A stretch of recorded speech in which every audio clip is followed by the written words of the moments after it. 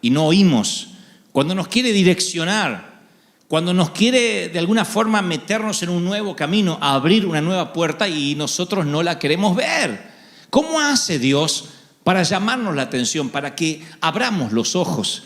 Y yo llamé a este mensaje su atención, por favor, que es lo que uno oye cuando el capitán de un vuelo va a dar un anuncio. Su atención, por favor.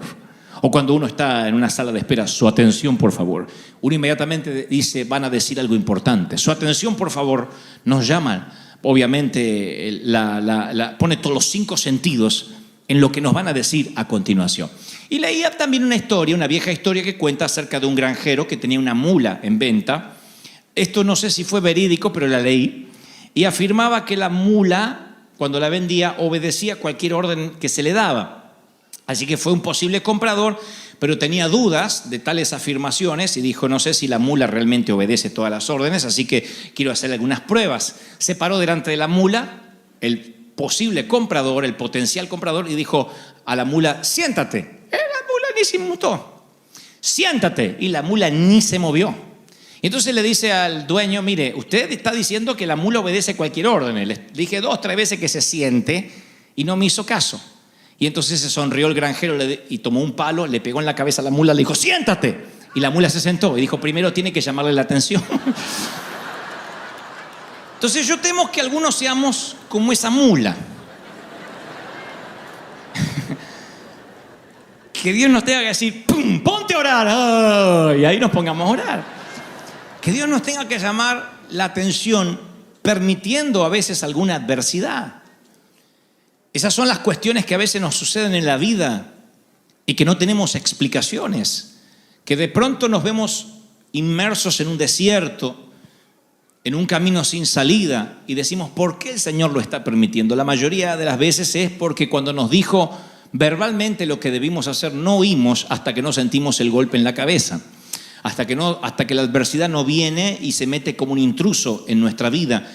Es que quedamos tan fácilmente atrapados en lo cotidiano, en los quehaceres, en nuestros negocios, en nuestra agenda, que perdemos de vista los propósitos de Dios. Somos así.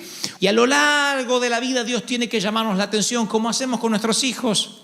Si darle un decálogo a nuestros hijos para que sean hombres de bien una sola vez fuera la forma de criar los niños, ¿no los criaremos acaso en 1 año o 2? Algo como, hijo, ahora que estás entendiendo todo y tienes 5 años, te diré, la ropa va aquí, el calzón se pone aquí, los dientes te los lavas así, el hilo dental te lo pasas a tal hora te acuestas. En 1 año, 2 años ese niño tendría que ser, sí mamá, sin embargo, ¿no tienes que criarlo hasta los 37? ¿No tienes que decirle una y otra vez, te pasaste el hilo dental, te lavaste los dientes, te lavaste las manos? ¿O son nuestros hijos los que no entienden? Porque me miran como diciendo, ay, mi hijo, no. ¿O son nuestros hijos? Estamos hartos de repetir lo mismo una y otra vez. Apaga el celular, estamos en la mesa, no mires la televisión. O sea, una y otra vez. Y a veces hay que llamarles la atención para que entiendan y digan, wow, mamá no está bromeando con esto. Vuelvo a hacerlo otra vez y no recupero mi iPad, no recupero mi tablet. Y puedes quitarles el corazón y ellos seguirán viviendo, no le quites la tablet porque entonces ellos no podrán sobrevivir o el celular. Y entonces cuando le quitas el iPhone ellos dicen, bueno, creo que me está llamando la atención, tengo que hacer algunos cambios. ¿Qué nos quita Dios? Dios es un Padre y estamos hechos a imagen y semejanza del Señor. Un famoso autor dijo, Dios susurra en nuestros placeres, nos habla en nuestra conciencia, pero nos grita en nuestros dolores. Esos son el megáfono de Él para despertarnos de un mundo sordo. Entonces a veces no oímos a Dios y Dios tiene que permitir alguna tormenta. No nos gustan esas cosas y tú dices, pastor, no hables de eso porque no me gusta, pero tengo que hablarlo porque es parte de la vida real. Tienen que venir a veces momentos difíciles que nos llamen la atención, porque tenemos la particularidad, y miren qué especiales que somos, que cuando las cosas nos salen bien, suele ser difícil que dirijamos nuestros pensamientos hacia Dios, porque nos está yendo bien. Pero nosotros pensamos, si no me pasa nada malo, asumimos que todo está bien. Eso le pasa al inconverso. Muy rara vez el inconverso se acerca a Cristo si no tiene una necesidad. Y no es hasta que una enfermedad, hasta que una crisis financiera, una bancarrota, la rebeldía de un hijo, una adicción secreta. Hasta que eso llega a su vida no es ahí, hasta que reconoce que necesita a Cristo en su corazón. Y dice, ¿sabes? Necesito tener una fuerza superior, no puedo resolverlo por mí mismo. No hay ateos, dicen, entre los alcohólicos anónimos. No hay ateos entre los grupos de rehabilitación, porque todos los que tienen una adicción tienen que terminar reconociendo que no saldrán de ella a menos que haya una fuerza superior que los ayude. Y cuando están en crisis, reconocen que realmente necesitan a Dios. Una de las mejores ilustraciones de este principio es lo que le sucede a Pablo o a Saulo. Todavía no es Pablo. Saulo es un perseguidor. Él quiere borrar la existencia de la iglesia de la faz de la tierra. Y noten lo que les diré, presten mucha atención. Saulo ha escuchado a los cristianos predicar de Cristo. Él los ha escuchado. Estuvo allí, dice la Biblia en Hechos, cuando apedreaban al primer mártir de la iglesia. Él vio los milagros, las señales realizadas por los seguidores de Cristo, presenció el asesinato de Esteban, vio esas cosas y sin embargo la Biblia describe, o Lucas describe dice que Saulo respiraba amenazas de muerte. Cuando respiraba, tenía odio hacia los discípulos, Hechos 9:1. A él no lo conmovían las cruzadas de milagros. No, a él no lo conmovían que hablaba de un Cristo, ni siquiera ver cómo apedrean a Esteban. Nada lo conmueve, nada llama su atención. Y entonces Dios tiene que llamar su atención con una luz. Y me lo imagino a Saulo tratándose de tocar los ojos y descubrir que las tiene como esas estatuas romanas con una cavidad que aunque él siente que los ojos están allí ya no puede ver. Imagino que él sabe o cree o considera que ha perdido la vista para siempre. Y un hombre que vive de la persecución, que vive de atrapar gente, perder la vista es perder lo vital para tu trabajo. Así que creo que se le cruzan miles de cosas por las cabezas. ¿Y qué opinan? ¿Qué pensó cuando el Señor le dice, Saulo, ¿por qué me persigues? Jesús le está hablando. Él decía, yo no lo había visto así, yo no te estaba persiguiendo a ti. Es más, por lo que yo sé, tú estás muerto. Yo no persigo a un muerto, persigo a los seguidores del muerto, pero en un instante ciego se da cuenta que está persiguiendo a los seguidores de un Cristo que está más vivo que él mismo y que ha resucitado y que ahora le está hablando. Dios quería la atención de Saulo, la tiene. Y tiene la atención de Saulo, a tal punto que no necesita que nadie le predique. Un tiempo pequeño de ceguera y está dispuesto a hacer lo que el Señor quiera. Y responde, ¿qué quieres que yo haga? Dime qué quieres que yo haga. Miren cómo Dios le llama la atención. Ni necesitó un predicador, ni lo envió a Pedro, ni envió a uno de sus grandes evangelistas. Simplemente una luz llamó su atención. Cuando Dios se propone salvar a alguien, cuando Dios quiere meter a alguien en su reino, Él no necesita demasiada estructura o marketing. Él cuando quiere llamar la atención de alguien, pone una incomodidad en tu corazón. No sabes por qué, pero tienes que venir a la iglesia. Pero hay otro caso que creo que el 80% o 90% de los que estamos hoy en este sitio nos vamos a sentir identificados, que es cuando ya conocemos y Dios nos tiene que llamar la atención. Entonces no funciona la luz poderosa, porque esa luz la solemos ver cada domingo y nada cambia. Estoy hablando del ejemplo o la ilustración de Jonás, que a diferencia de Pablo, que ignoraba la verdad, Jonás la conocía muy bien, pero decidió huir de la verdad, decidió huir de lo que Dios le estaba hablando. Y es posible, insisto, que nos identifiquemos más con Jonás que con Pablo. Porque es muy raro que ignoremos lo que Dios quiere para nosotros. No hay una sola persona aquí que ignore lo que Dios quiere para tu vida, para nuestras vidas. Todos sabemos lo que Dios quiere. Sabemos lo que está bien y lo que está mal porque el Espíritu Santo nos lo dice. Que le hagamos caso es otra cosa. Que obedezcamos son 3 puntos aparte, decía mi mamá. Pero todo el mundo sabe, no es por falta de información, que las cosas a veces no nos salen bien. Y Dios tiene a veces que permitir la adversidad para llamar mi atención, para recordarme algo que a veces adrede nos estamos olvidando. Yo no creo que aquí haya gente que diga, uy, me olvidé del diezmo, sino que decimos, sí, Señor, yo te prometo de cuando tú me bendigas lo pongo todo junto. Otro dice, no, yo sé que esto es pecado, yo sé que tenga sexo con mi novia es pecado, pero ya no estamos por casar, y después, Señor, vamos a pedir perdón juntos. He escuchado las cosas más ridículas en pos de tener toda la información de lo que debes hacer, pero no lo estás haciendo. Y entonces el Señor usa su método, su atención, por favor. Y vienen los embarazos, no deseados. Su atención, por favor, y llega la quiebra. Su atención, por favor. Un diagnóstico de rutina. Descubre que hay un tumor, un bultito que antes no estaba, un lunar que te preocupa. Su atención, por favor. Y te empiezas a orar. Somos así, somos hijos del rigor. Haga memoria. ¿Cuándo fue que más oraste en tu vida? Recuerda el momento que más oraste en tu vida. Y no me digas, ay, en la luna de miel recuerdo que parábamos para orar.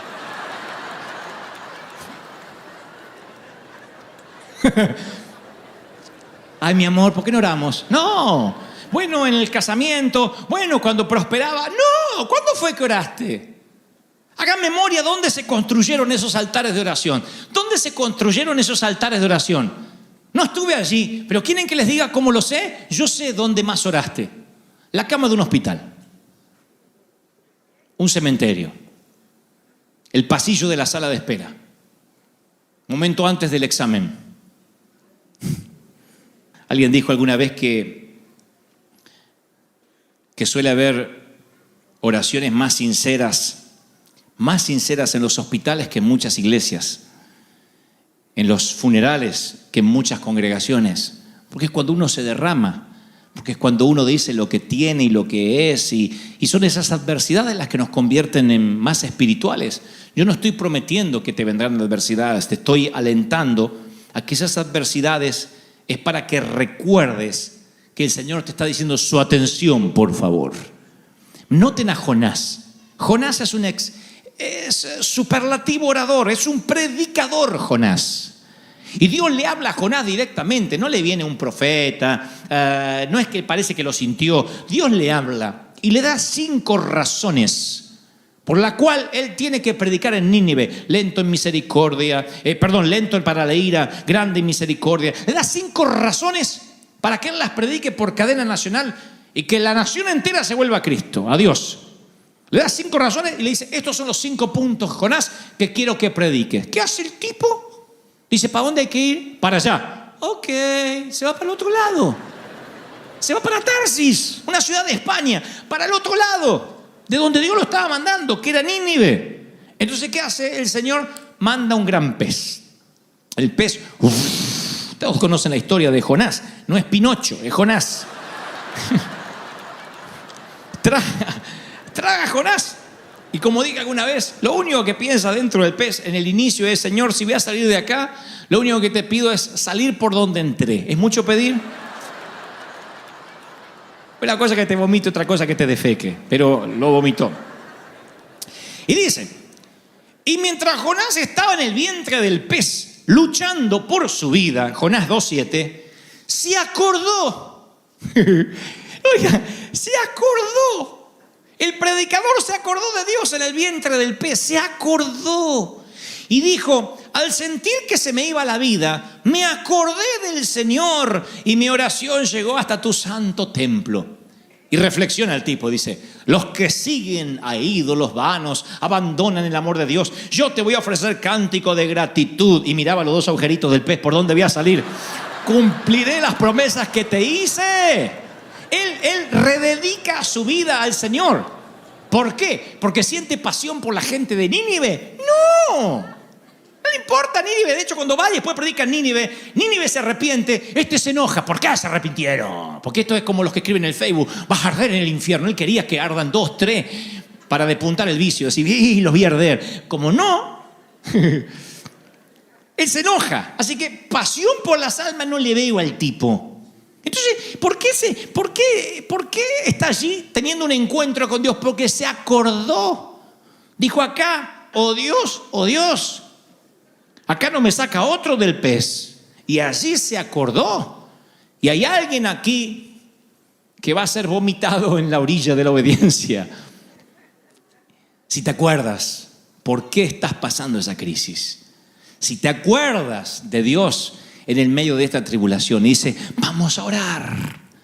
Me acordé con mi familia que nosotros habíamos prometido servirle al Señor. Y cuando tú le haces una promesa a un hombre o a una mujer, si después la rompes la promesa, simplemente eres un traidor y tendrás a alguien despechado, no mucho más de eso.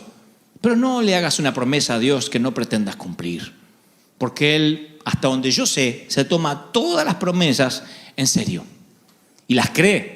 Y se empecina y dice, tú me prometiste. Por eso bueno es al hombre no prometer que prometer y no cumplir. Entonces, yo le prometí al Señor, teniendo unos 7 añitos allá en la campaña Gigi Ávila, que le iba a servir al Señor con toda mi vida. Y después redediqué mi vida a los 17, 18 años, Señor, te voy a servir. Pero después, cuando Dios me da una orden clara y me dijo, es para allá, yo me fui para el otro lado. Esas rebeldías tontas y estúpidas que nos pasan en ciertos momentos de la vida cuando tenemos 19 o 46 o 70 o 50. Siempre que tenemos una orden directa de Dios, en algunas ocasiones ignoramos la voz de Dios y pensamos salirnos con la nuestra. Así que recuerdo que fui todo un hombre de 19 años y le dije, papá, mamá, tengo que hablar con ustedes. Fui a la habitación. Le dije, me voy a ir de la casa y voy a vivir solo y no les voy a dar la dirección porque no quiero que me busquen. Y me fui a vivir mi vida. Tenía 19 años. Uno podría pensar, bueno, Dios entiende que a esa edad uno hace locuras y va a esperar que maduremos. Algún papá, alguna mamá tiene que oír esto. No importa si tu hijo tiene 14, 15, 18, 19, no se le va a ir de la mano de él. Nunca. Tu hijo está en las manos de Dios. Nunca se le va a escapar de sus manos. Sea rebelde, no sea rebelde, le agarre la locura, no le agarre la locura. Lo que Dios tiene en su mano, nadie lo arrebata. ¿Cuántos papis dicen, amén, lo creo? No, no te lo va a arrebatar. Y tú dices, pero le agarró la rebeldía, se fue con otro, se fue con otra. Yo dice, es mío. Solo déjame que le diga, su atención, por favor, pez a la 1. Y salió el pez a buscarme. Y me encontró rápido porque yo estaba en una ciudad oceánica, Mar del Plata, Buenos Aires. Y ahí los peces suelen merodear. Así que me estoy bañando en mi apartamento de soltero, diciendo, qué buena libertad. Quiten la imagen mental, ya estoy casi vestido.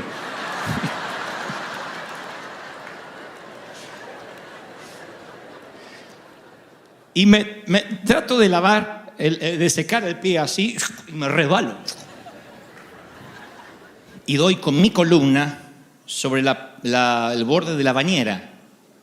Y hago ¡pah! Y quedo ahí. Y el dolor es el peor. Perdónenme, madres, dicen, no hay peor dolor que el dolor de parto. Tu abuela, yo recuerdo ese dolor. Lo que hubiese dado por parir, porque después pasa.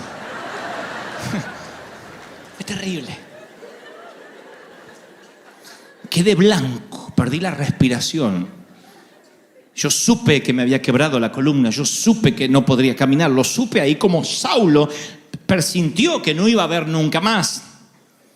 Así que como estaba, traté de envolverme en la toalla, pero no tuve fuerza. Salí, vivía en un apartamento que daba una terraza, salí al balcón y grité todo lo más que pude hasta que no recuerdo más.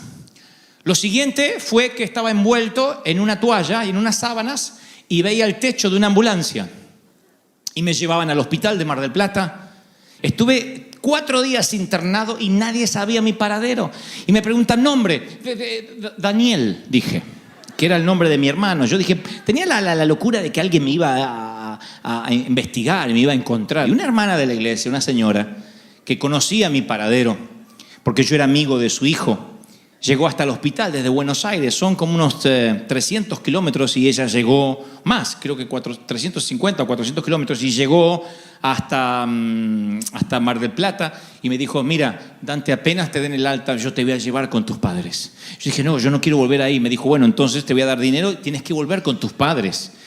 Y entonces dije, está bien, con la condición de que yo vuelvo solo, no quiero que nadie me lleve a casa. Fíjense qué torpe, sabiendo lo que Dios quería para mí, sabiendo que Dios tenía un propósito. Y entonces me dejó dinero y yo no me di cuenta que para viajar en bus, ese dinero no me alcanzaba solo para ir en tren. El tren en Buenos Aires es más barato que el bus porque los trenes son horribles. Fueron llevados a la Argentina por los ingleses en el año 1214. Bueno, no tanto, pero en 1800 por lo menos. Apenas se inventó los primeros trenes, los mandaron a Argentina. Así que yo salí así del hospital, duro así, y me fui hasta la estación de tren. Y subo a la estación de tren y cuando estamos por salir a Buenos Aires, suben todos los que hacían el servicio militar, que eran todos los soldados, los reclutas. Y entonces ocupan todos los asientos y yo me quedo parado así. Y le digo a uno de los soldados, no puedo más, tuve un accidente. Entonces me dice, bueno, siéntate. Y cuando arranca el tren, empieza el tren. Así que yo, así que tenía a todos los soldados mirándome.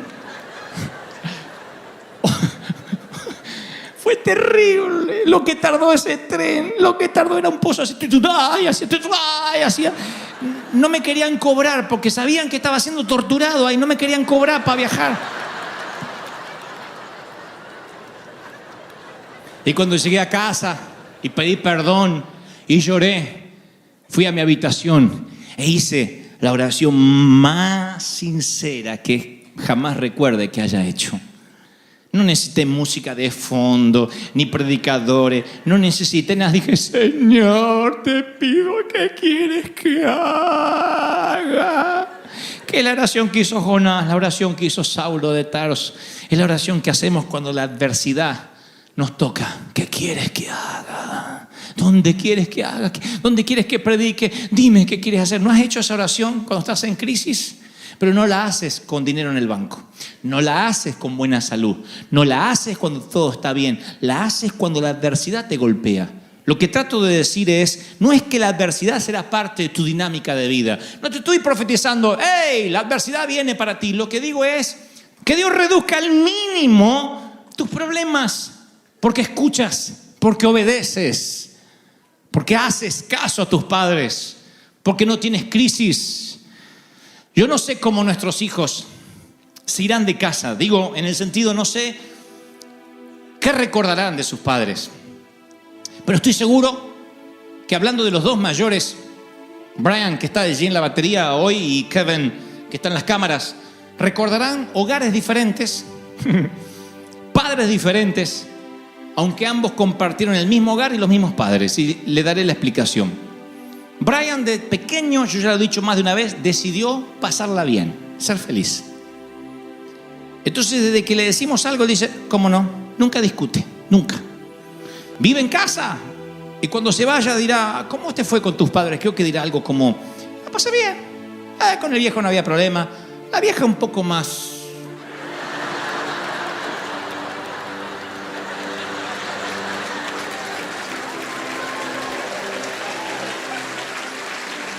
beligerante. Miren lo que tardé en buscar un adjetivo. Beligerante. Pero bien, ¿qué dirá Kevin? Kevin ahora es un señor. Ahora está aprendiendo del hermano. Se está juntando mucho con el hermano. Pero desde que tenía 1 hasta los 15, él decidió tener problemas en la vida. ¿Y por qué? Y a todo le busca una explicación. Te pone esa cara que no entiendo por qué. Porque me hubieses dicho antes, porque a mí me tienes que decir. ¿Por qué no le mandas a él si me mandas a mí? Y te mando, pero te mando a ti porque, pero ¿por qué me hubieses mandado a mí? Porque si me mandas a mí, lo mandas a él. Entonces acá hay una injusticia, hay discriminación. Llamó al 911 una vez. ¿Estás loco? No para denunciarnos, para ver si funcionaba. ¿Qué creen que dirá Kevin cuando se case? ¿Cómo fue tu hogar? ¡Ah, conflictivo!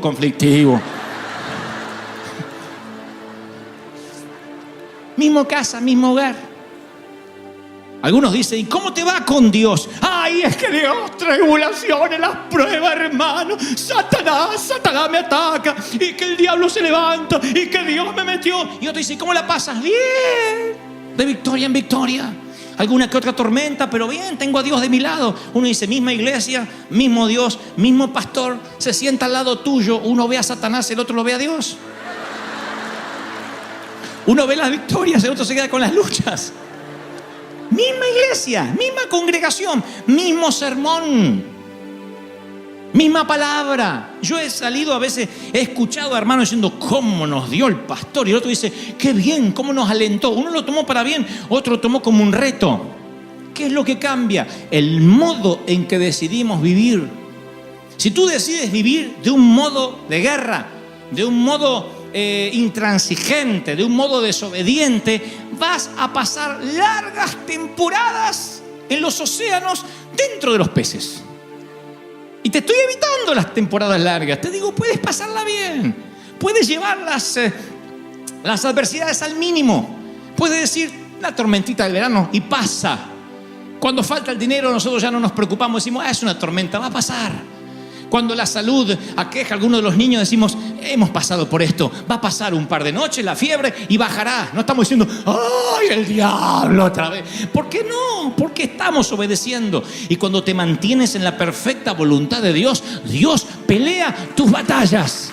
Dios pelea por ti. ¿Cuántos reciben esta palabra?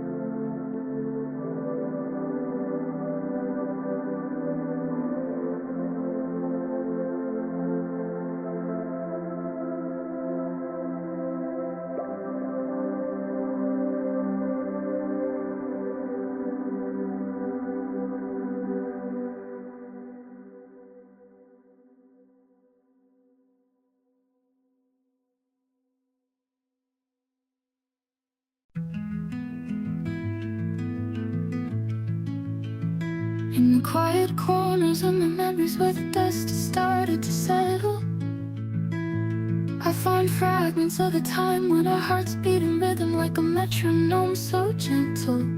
The echoes of laughter still linger in the air as I trace the fading lines of our story. In this symphony of moments, I hear the melody of a love once glorious and gory. Oh, the rhythm of our hearts, a song so bittersweet, a dance of passion and pain where the past and present meet. In the silence, I hear your voice calling out to me, an instrumental intro to a love that's yet to fully set me free. In the canvas of my mind, I paint the memories in art pop hues, indie shades of love where the colors of our souls intertwine subdued. Through the lens of time, I see the beauty in the chaos that we've been, a masterpiece of love, a dance of shadows where the light begins to dim. Oh, the rhythm of our hearts, a song so bittersweet, a dance of passion and pain where the past and present meet. In the silence, I hear your voice calling out to me, an instrumental intro to a love that's yet to fully set me free. In the canvas of my mind, I paint the memories in art pop hues, indie shades of love, indie shades of love, where the colors of our souls intertwine subdued, subdued. Through the lens of time, I see the beauty in the chaos that we've been, a masterpiece of love, a dance of shadows where the light begins to dim. Oh, the rhythm of our hearts, a song so bittersweet, a dance of passion and pain where the past and present meet. In the silence, I hear your voice calling out to me, an instrumental intro to a love that's yet to fully set me free. In the quiet corners of my memories where the dust has started to settle, I find fragments of a time when our hearts beat in rhythm like a metronome so gentle. The echoes of laughter still linger in the air as I trace the fading lines of our story. In this symphony of moments, I hear the melody of a love once glorious and gory.